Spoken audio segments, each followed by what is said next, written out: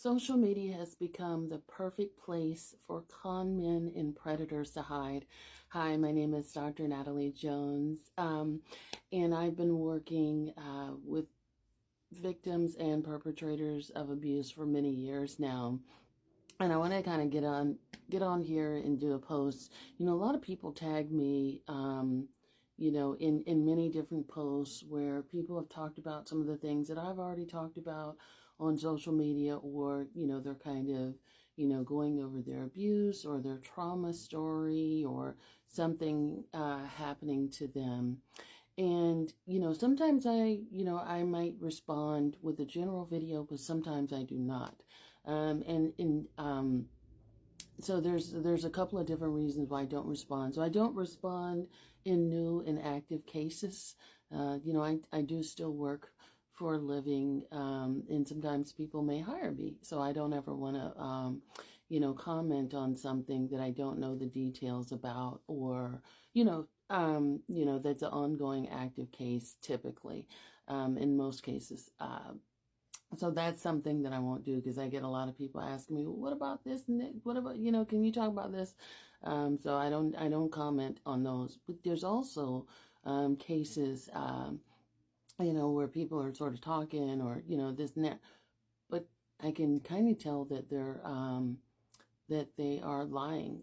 So one of the things that I, have been doing over the course of my career, and actually have been hired to do, is body analysis, to determine whether or not someone is telling the truth.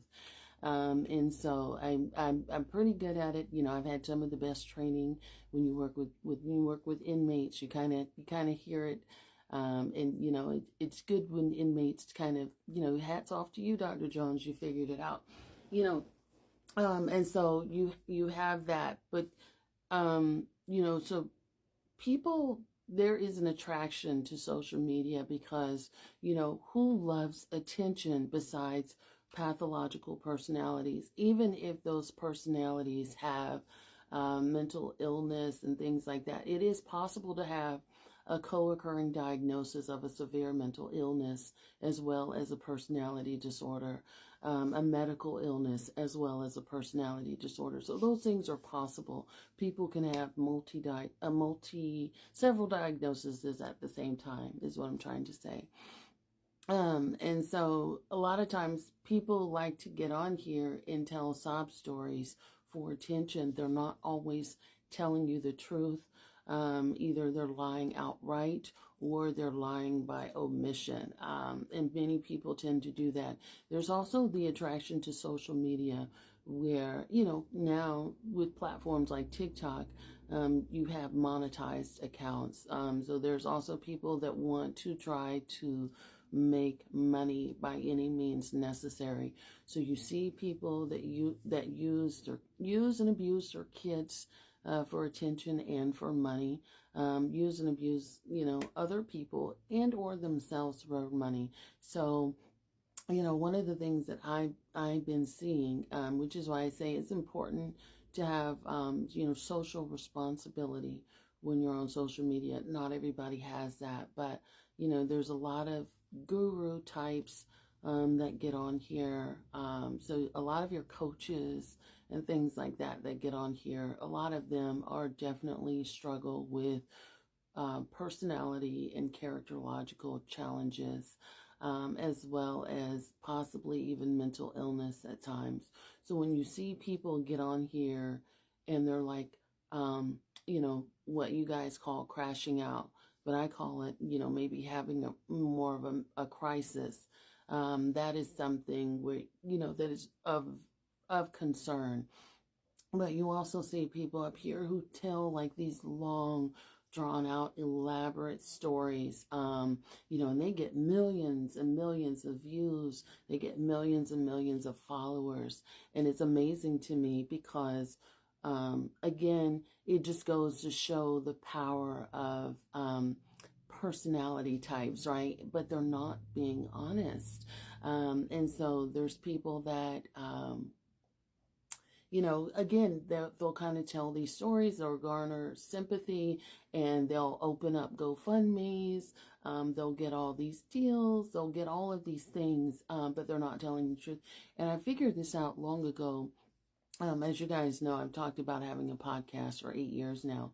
And so now that I've had the podcast, I used to, I have my assistant, like, I used to have her vet people and, like invite people on. But now, the past year or so, I haven't done a podcast in a little bit, but the past year or so, I haven't invited any new guests on because, there's a lot of people that pitch to me. People pitch to me like crazy every single day to get on my platform, but I don't take it typically because people are not being honest.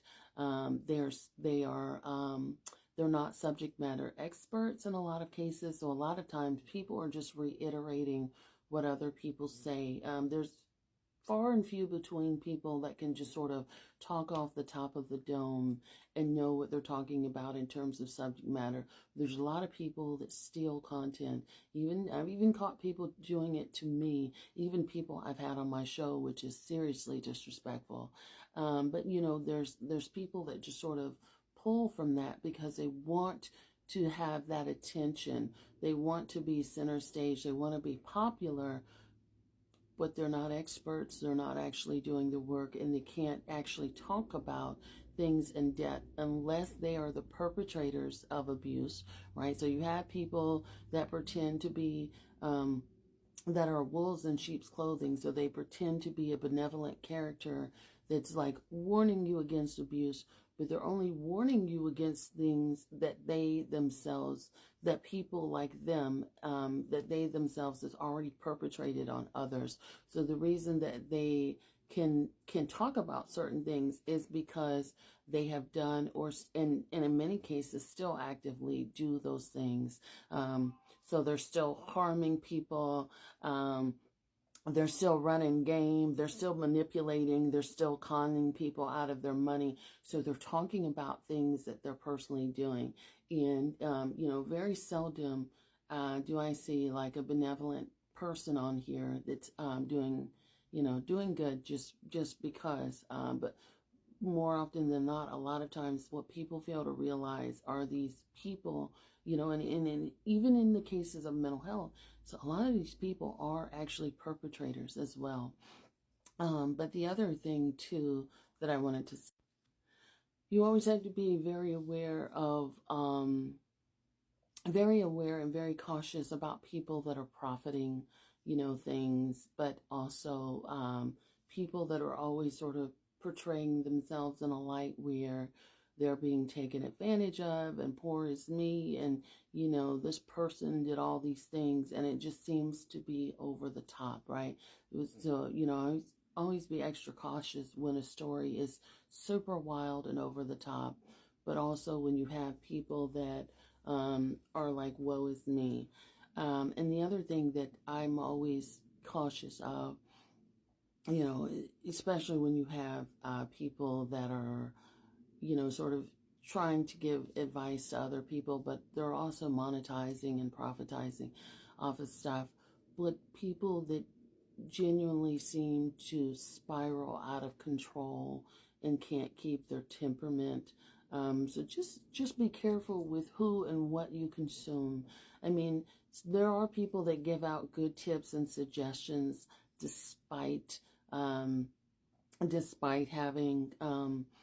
some other stuff going on, and you can't take that away from them, but you have to be careful because you can also go down this rabbit hole of these dark personality types and really get caught up in a con. And there are people that come on here and beg for attention. They want to emotionally dump. They want to portray their boyfriend or their spouses or their partners, as this bad guy, and they want to invoke this rage from you all. But yet they choose to stay in this situation because this is, after all, a good person. So be careful of this, just be careful of what you consume. And, so thanks for watching. Be sure to follow, like, and share if you found this helpful.